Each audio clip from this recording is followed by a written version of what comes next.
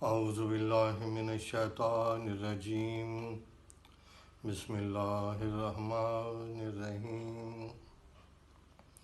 حروف کو نہ صرف اعداد میں بدلا جا سکتا ہے بلکہ دوسرے حروف میں بھی بدلا جا سکتا ہے۔ حروف کی 111 صفات ہیں، یعنی ایک حرف کو آپ 111 حالتوں میں بدل سکتے ہیں قانون کے مطابق۔ ان 111 میں سے چند ایک کے میں نام لیتا ہوں تاکہ آپ کو پتہ لگے، آپ شاید جانتے بھی ہوں۔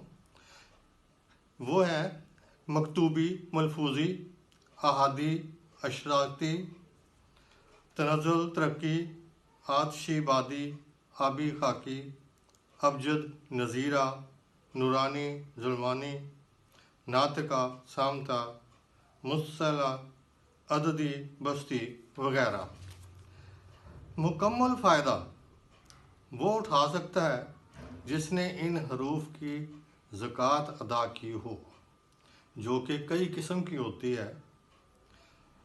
سب سے بہتر تو یہ ہے کہ انسان کتاب جعفر جامہ خود لکھنے کے قابل ہو۔ جعفر جامہ وہ کتاب ہے جو امام جعفر صادق علیہ السلام نے طریقہ بتایا کہ کیسے لکھی جائے۔ یہ یوں سمجھیں کہ لوح محفوظ ہے۔ اس پوری کتاب میں 784 صفحات، ہر صفحے میں 784 خانے، یعنی 28 ضرب 28 خانے، اور ہر خانے میں 4 حروف ہوتے ہیں، اور وہ 4 حروف کا سیٹ جو ایک خانے میں آ جائے وہ دوبارہ پوری کتاب میں نہیں آتا۔ اس سے زیادہ سیٹ بن ہی نہیں سکتے۔ جس قدر ممکن ہے 4 کی صورت میں وہ سیٹ بن گئے۔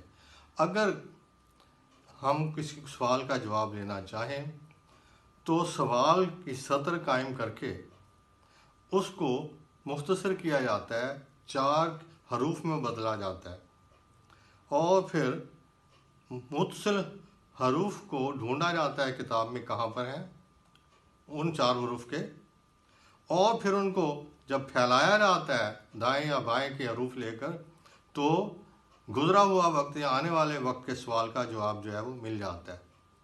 اس میں ایک چیز ہے کہ سطر سوال قائم کرنے میں ذرا یہ دیکھنا ہوتا ہے کہ سوال ایسا تو نہیں کہ جس کا وقت کے ساتھ جواب بدلتا ہو۔ اگر وقت کے ساتھ اس کا جواب بدلتا ہو تو پھر اس میں وقت بھی درج کرنا ہوگا، اور ہمیں بروج کے متعلق، سورج اور چاند کی حرکات کے متعلق کچھ پتہ ہونا چاہیے، اور اگر وہ ثابت ہو، سوال چینج ہونے والا نہ ہو، تو پھر اس کی ضرورت نہیں پڑے گی۔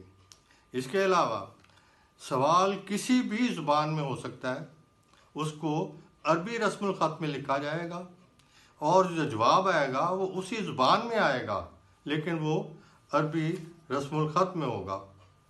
اس میں ہم یہ بات دیکھتے ہیں کہ آدمی جو ہے کیا کچھ کر سکتا ہے۔ اس کا انحصار اس بات پر ہے کہ آپ کے اپنے تقدیر میں جو کاتب تقدیر ہے اس نے کیا لکھ رکھا ہے، کیونکہ قلم کو روک دیا گیا ہے، سیاہی خشک ہو چکی ہے۔ یہ حدیث مبارک ہے۔ توفیق اس کو ملے گی جس کو اللہ چاہے گا، اور علوم اس پر کھلیں گے جس کو اللہ چاہے گا۔